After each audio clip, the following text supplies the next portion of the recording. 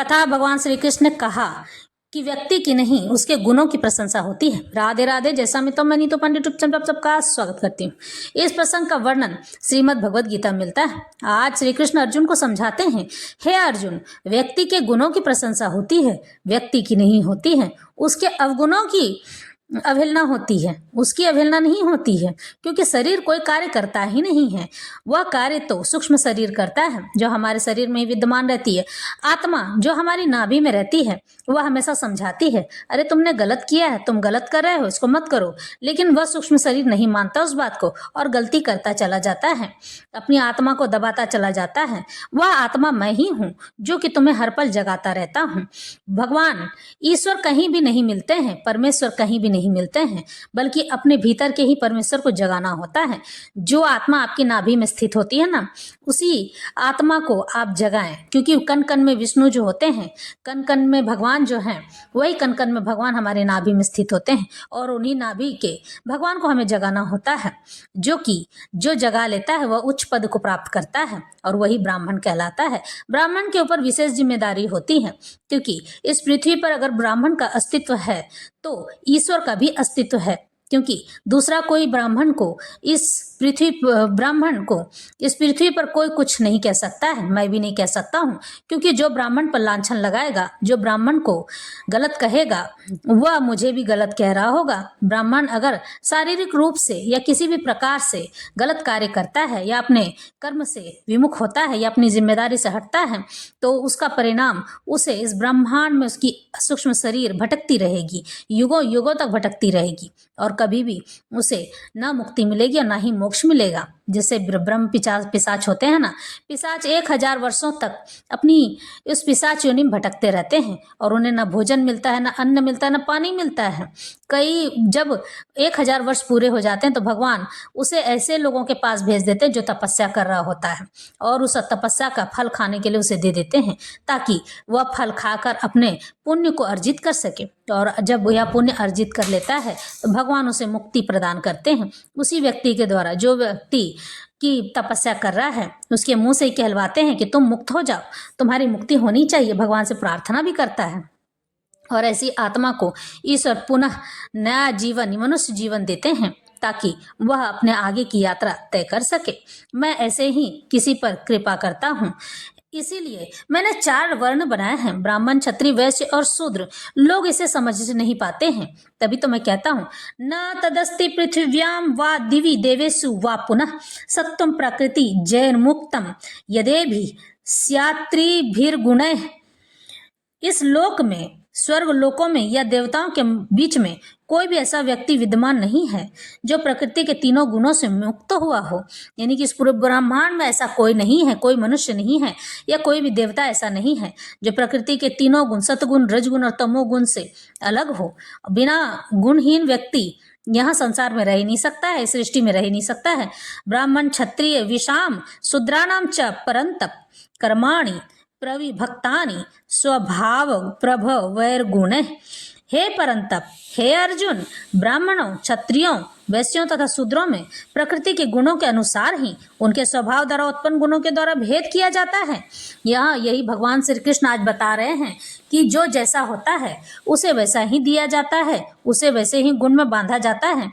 ब्राह्मण कर्मों से बंधा होता है, उससे ईश्वर की आराधना के लिए रखा गया है। यही नहीं, भगवान की आराधना करने का, पहला पूजा करने का अधिकार ब्राह्मण को ही है, क्योंकि ब्राह्मण ज्ञाता होता है और ज्ञानी भी। ज्ञान जो लोगों को दिया जाता है, जब तक आप ज्ञान दूसरों को बांटोगे नहीं तो आपका वो ज्ञान दुगना कभी बढ़ेगा नहीं। इसी पर एक कथा भी आती है। क्षत्रिय जो कि हमेशा ब्राह्मणों के संरक्षण में खड़ा रहता है, युद्ध के लिए लड़ा जाता है, और भगवान कहते हैं कि क्षत्रिय हमेशा ही इस राष्ट्र की रक्षा के लिए तत्पर रहते हैं। राष्ट्र की रक्षा के लिए केवल और केवल क्षत्रिय ही ऐसा होता है जो कि साम दाम दंड भेद की नीति अपनाकर और अपने राष्ट्र को सुरक्षित रख सकता है, ब्राह्मणों को सुरक्षित रख सकता है, वैश्य और शूद्र को भी सुरक्षित रख सकता है। क्षत्रिय सभी वर्णों के लिए कार्य करता है, यानी कि ब्राह्मण, क्षत्रिय, वैश्य और शूद्र, 4 वर्णों के लिए क्षत्रिय काम करता है। इसे करना ही है, क्योंकि यह इसके कर्म है, कर्म ही नहीं, यह इसका धर्म भी है।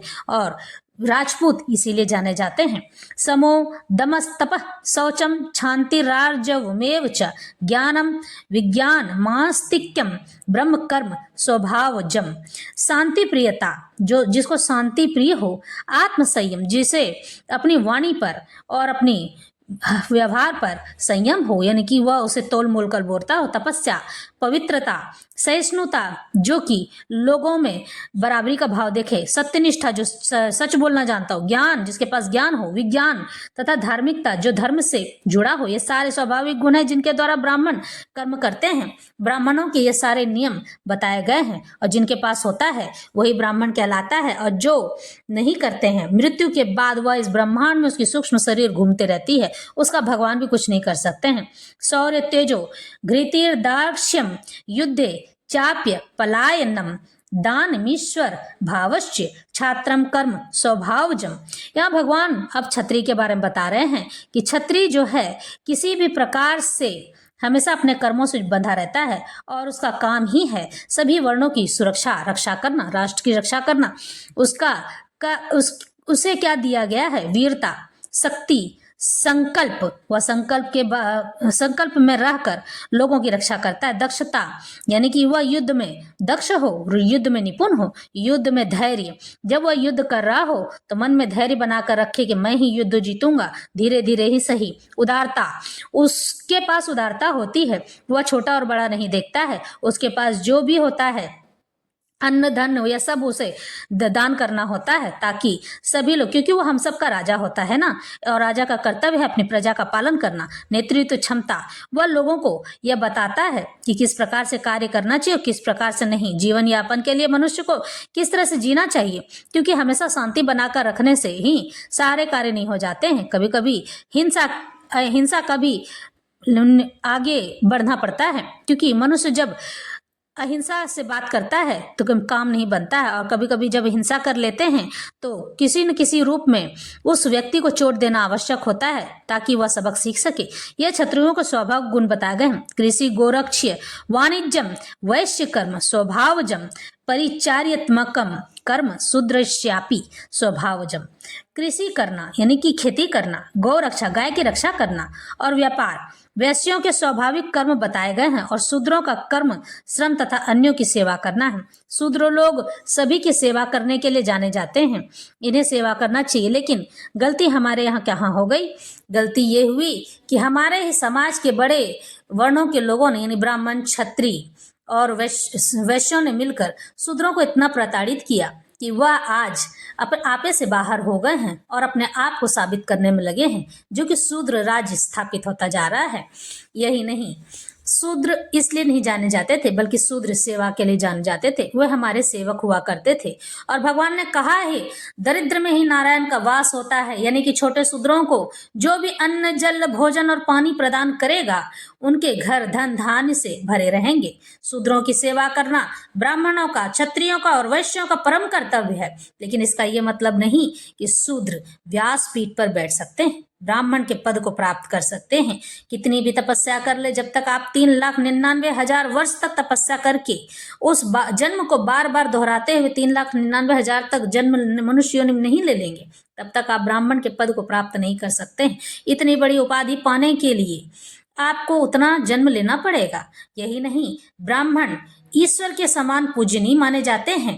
कहते हैं कि जो ईश्वर की पूजा आराधना नहीं कर सकते हैं, ब्राह्मण की पूजा अर्चना करने पर वह मनुष्य भगवान को पूजने के बराबर हो जाता है। और कई बार आपको ब्राह्मण पद तक जाने की आवश्यकता नहीं होती है, केवल ब्राह्मण की पूजा, उपासना और उनका सम्मान करने मात्र से ही आपको मुक्ति और मोक्ष प्राप्त हो जाती है, क्योंकि उसी से ईश्वर प्रसन्न हो जाते हैं।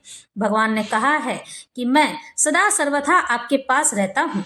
ब्राह्मणों का कर्तव्य है कि वह शूद्रों को नीची भाव से न देखे, बल्कि उनकी सेवा करे, उन्हें अन्न जल भोजन की व्यवस्था करे अगर उनके पास है तो।